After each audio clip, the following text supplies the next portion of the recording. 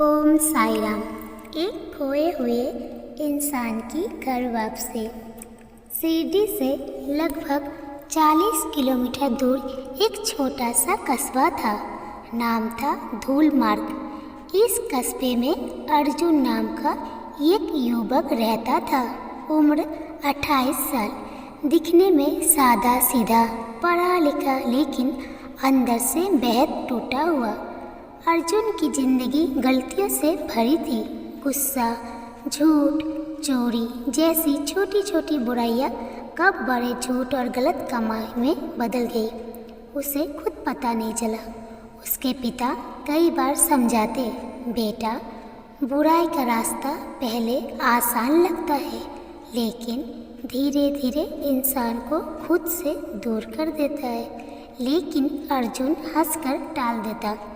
एक दिन उसके गलत काम पकड़े गए, दोस्त भी किनारा कर गए और समाज में उसकी इज्जत मिट्टी में मिल गई।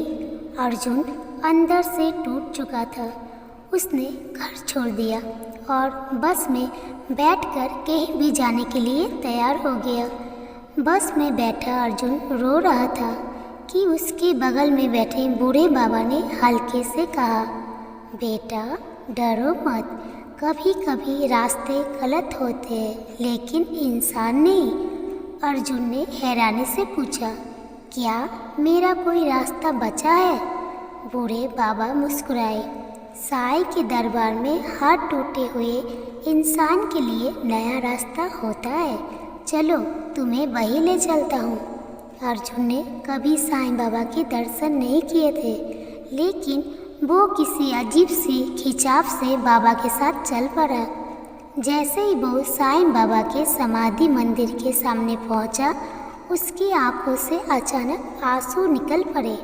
उसका मन जैसे बरसों बाद हल्का हो रहा था। भीड़ में खड़े खड़े उसे ऐसा लगा जैसे कोई भीतर से कह रहा हो, तुम्हें बदलने की ज़रूरत है, मिटने की नहीं। मंदिर में ही एक वृद्ध सेवक कहानी सुना रहा था। साईं बाबा कहते थे, जैसा बोओगे वैसा पाओगे। जो दूसरों के लिए दीप बनता है, उसकी ज़िंदगी खुद उजाला बन जाती है। ये सुनकर अर्जुन के शरीर में जैसे बिजली दौड़ गई। दर्शन करके निकलते समय उसने देखा एक छोटा बच्चा फुटपाथ पर बैठा रो रहा था। उसके हाथ में टूटी चप्पल थी और पेट पर हाथ रख के वो भूख से कहा रहा था।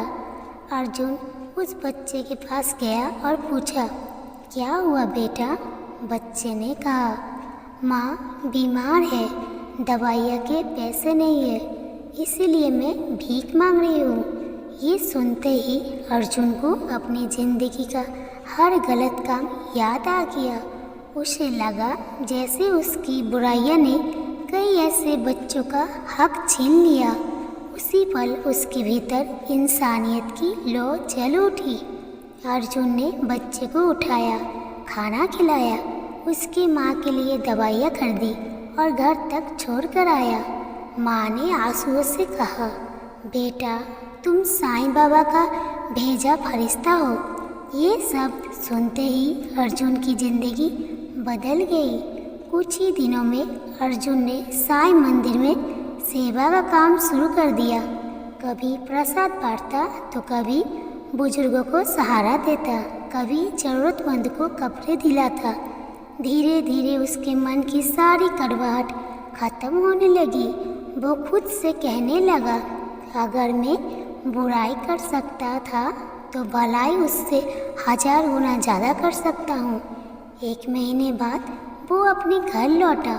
पिता ने जैसे ही दरवाज़ा खोला, अर्जुन उनके पैरों पर गिर पड़ा और कहा, बाबा, मैं बदल गया हूँ। अब आपके बेटे में साईं बाबा का रास्ता है।